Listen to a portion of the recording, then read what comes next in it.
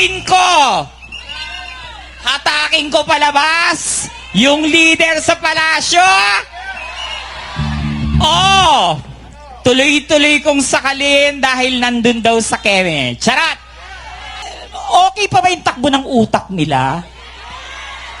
Kita nyo? Oh, kung naririnig lang nyo yung mga sinasabi ng tao, pinagtatawanan lang kayong lahat. Oh, eto pa isang tanga. Di ba? Meron silang nararamdaman na hindi natin nararamdaman. Diyos ko dahi, ginawa niyong circus yung PNP.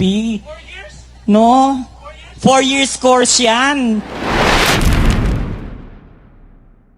Anong gusto niyong gawin ko? Hataking ko palabas yung leader sa palasyo? Oh, tuloy-tuloy kong sakalin dahil nandun daw sa keme. Charat! Lord, hear our prayers. Kunin mo na po sila. Wala silang gawang matino dito sa mundong ito, kaya kunin mo na po sila. Magandang gabi po sa inyong lahat. Masarap po ba yung sandwich? Masyado kayong seryoso eh. Magpatawa naman tayo ng konti. Ayun si ate, actually meron pang dito, egg oh. Ate, may egg ka pa dito, yung isa naman may chicken. No, may ebidensya ha. Pero maraming salamat po dahil sa pagpunta niyo rito. Araw-araw, wala kayong pagod na lumalaban sa ating karapatan. Wala kayong pagod na suportahan natin ang pagpapabagsak sa adik na administrasyon.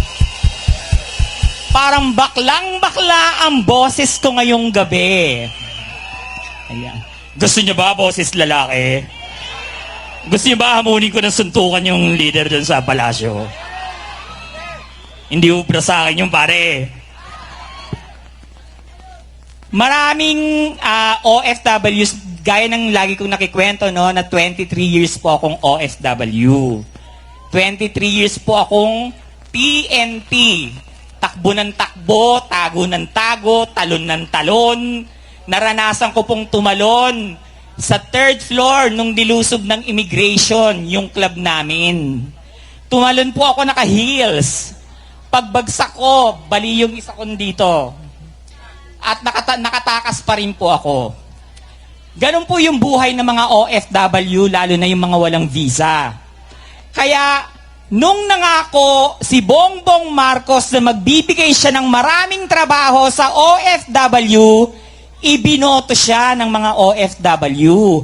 Pero, nabudol tayong mga OFWs. Hanggang budol ka, budol ka, budol ka, budol ka. Store ko lang ito. Yan. Nabudol tayo mga OFWs. Alam nyo ba na libo-libong OFWs pa rin ang bumibiyahe araw-araw. Libo-libong OFWs pa rin ang nahihiwalay sa kanilang mga pamilya. Ang nahihiwalay sa kanilang mga anak na nagse-celebrate ng Pasko, bagong taon, nahiwalay sa kanilang pamilya. Yan po yung pinakamalungkot na part ng buhay ng OFW na hindi nila kasama sa Noche Buena ang kanilang mga anak at ang kanilang pamilya tuwing Pasko. Naranasan ko po yan ng 23 taon. Kaya umuwi ako ng Pilipinas, pinauwi nila ako para i-endorse sila dahil akala ko may magiging mabuting presidente siya ng Pilipinas. Pero hindi pala. Nagpasarap lang siya na nagpasarap sa buhay, ginawang singhutan ng palasyo, ginawa nilang modeling, disco, ginawa nilang perya, nagtayo sila ng kung anik-anik. Hindi nila tayo minahal at pinahalagahan. Sinungaling, manggagamit, magnanakaw, adik, lahat ng kasamaan sinalo mo na. gigil mo ko. Manggagamit, manggagamit, Ang ganda naman ni Mami. Mami, ano po yung foundation niyo? Ang ganda ni Mami. Mami, ano po yung foundation niyo? Thank you po sa pagbablog, ha. Sa lahat ng vloggers, maraming salamat. Sa totoo lang, ang laki ng naitutulong ng mga vloggers dahil sa inyo nalalaman ng mga tao kung ano yung nangyayari ngayon dito sa Pilipinas. Nalalaman ng buong Pilipino sa buong mundo. Kaya palakpakan po natin yung mga vloggers. Tingnan nyo, nakatayo sila dyan mula umpisa hanggang matapos. Yung mga itlog nila masakit na. Real talk, di ba? Nag-aamoy pawis na. Minsan, paano ba yun yung kay Kuya yung... Natatandaan ko yan, di ba? Yung BBM resign. Di ba? BBM resign. Wala na yung ganito, yung bago. BBM tigok. BBM tigok. Nang matuluyan na. Diba? Pero secret yung mga itlog masakit na. Maraming salamat sa inyo lahat sa mga vloggers. Huwag kayong mananawa na ihatid yung balita sa lahat ng Pilipino kung ano yung totoong nangyayari. Lalo na yung paghuhukay nila dun sa KOJC. Tawang-tawa ako. Alam nyo ba, nung araw na umuwi ako galing Japan, syempre 23 years akong TNT at may dalang konting pera. Ang nanay ko, may sakit, saka yung tatay ko. Ibinili ko sila ng farm sa Batangas. Yes, sa San Jose, Batangas. Ngayon, naalala ko yung hinuhukay na lupa ngayon sa KOJC. Kasi ganun din kalalim, yung lupa, nung nagpahukay ako, nung nagpalagay ako ng tubig, yung tangke. Kaya kanina, nagdadasal ako na sana pumuslit yung tubig na mabilis nung malunod lahat ng naguhukay. Sabi ko, konting hukay pa to, lalabas na yung tubig. Sana pag piko nilang ganon, lumabas yung tubig ng bigla, tapos malunod yung mga pulis na naguhukay. Deserve nila yun. Yung mga kapulisan ngayon, hindi nyo ba naiisip? May mga pulis dito di ba sa mga gilid? Na ginagawa lang kayong circus. Ginagawa kayong tau-tauhan ng boss nyo. Diba? Paghukayin ba naman kayo ng pagkalalim-lalim? Saan ka nakakita ng ganung pulis? Construction worker po gumagawa niyan. Ano ba? Minero. Wala namang ginto silang makikita dun Bakit minero? Diba? Ang laking katarantaduhan nito. Bakit ka nagbutas ng ganito?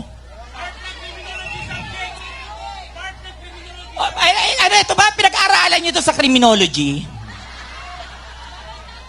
Anong subject to sa criminology? Science and genetics kineme. Science and genetics kineso. Echoseras, MS, echos. Ayan, di ba? Sabi ko, konting piko pa, lalabas na yung tubig dyan, malulunod yan dalawa. Mga gago, di ba? Kung ano, okay pa ba yung takbo ng utak nila? Kung nandyan yung gold, kung may gold dyan, di nauna na akong binungkal yan. Mga siraulo lang talaga yan.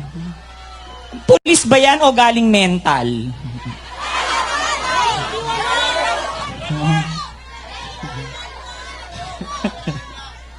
Kita nyo? Kung naririnig lang nyo yung mga sinasabi ng tao, pinagtatawanan lang kayong lahat. No? Biro mo, may ganyan na palang subject sa criminology ngayon. Peeking ba tawag dyan? Build. Ay, ito ba yung build better more? Ito yata yung build better more ni BBM. No? Tunnel, kaya subway sa Davao. Hindi, meron ng subway sa Davao di ba? Ito pa, isang tanga. Di ba? Meron silang nararamdaman na hindi natin nararamdaman. Meron silang nakikita na hindi natin nakikita. Oh, pabalik. Ano naman tala ito? Ano subject sa criminology naman to? Ha? Ito yung subject nito, gagu-gaguhan. Mukhang mga gago eh, no? Oh, tingnan mo. Kamukha pa ni Roderick Paulate yung isang ano. Diyos ko dahil, ginawa niyong circus yung PNP.